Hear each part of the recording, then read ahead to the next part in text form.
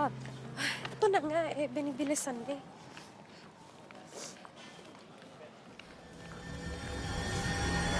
Hoy! Rich! Yung bag ko! Bitawan mo yung bag niya! Bitawan mo!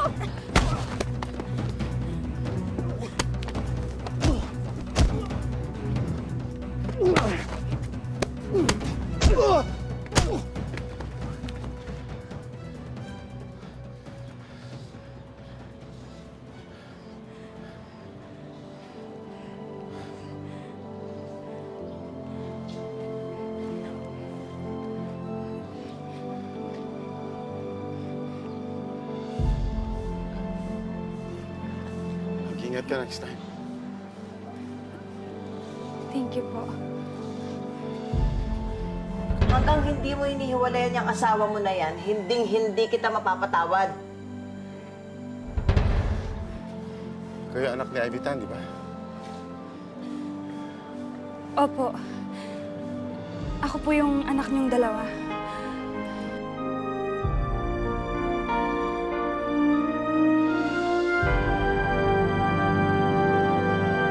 Nagkakamali ka. Hindi kita anak. Ako si Alfred. Alfred Benitez. Hindi ako si Nelson na sinasabi ng nanay mo. Hindi po, hindi po. Hindi po magsisinungaling sa akin ng mami ko. Ako po yung anak niyo. Ay, ako naman magsisinungaling sa'yo pag sinabi ko sa'yo na ako ang daddy mo. Dahil hindi kita anak. Wala akong daughter. Binata ako nung pinakasalan ko yung asawa ko ngayon. Hindi niyo naman po kailangan na magkaroon ng asawa para magkaroon kayo ng anak nang hindi niyo alam eh. Nung nagkahiwalay po kayo ni Mami, nung inakala niya na namatay na kayo, nagkaroon po kayo ng anak at ako yun. Alam ko, hindi kailangan, pero paano kung magkakaroon ng anak sa kanya? Eh, ngayon ko lang siya nakilala. Kaya hindi pwedeng ikaw ang anak ko. Hindi tayo magkadugo, sigurado ko doon. Hindi ako daddy mo at hindi kita anak. Ang sakit niyo naman pong magsalita. Hindi naman po ako nagpapakilala sa inyo para panagutan niyo ako at para guluhin yung buhay niyo. Kahit po sana tanggapin niyo lang ako bilang anak. Paano kita tatanggapin kung hindi kita anak? Naiintindihan mo ba yung sinasabi ko? Alam mo, Rachel po.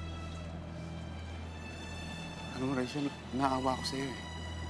Naawa ko sa'yo dahil pati ikaw, dinadamay ng nanay mo para sa scheme niya sa akin. Pati ikaw, ginagamit ng nanay mo para makaganti dun sa asawa ko, kay Laura. Sana huwag mong hayaan gawin niya yun. Nagamitin ka para sa paggaganti niya sa kanya. You don't deserve this. Maawa ka sa sarili mo.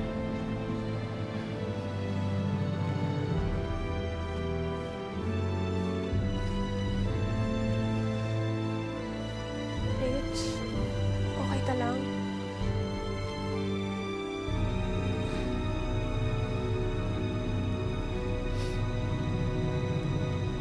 Hindi pa sa ngayon. Pero magiging okay din ako. Magiging okay din ang lahat. Tatanggapin niya rin ako bilang anak niya dahil papatunayan ko sa kanya na hindi nagsisinungaling si Mommy.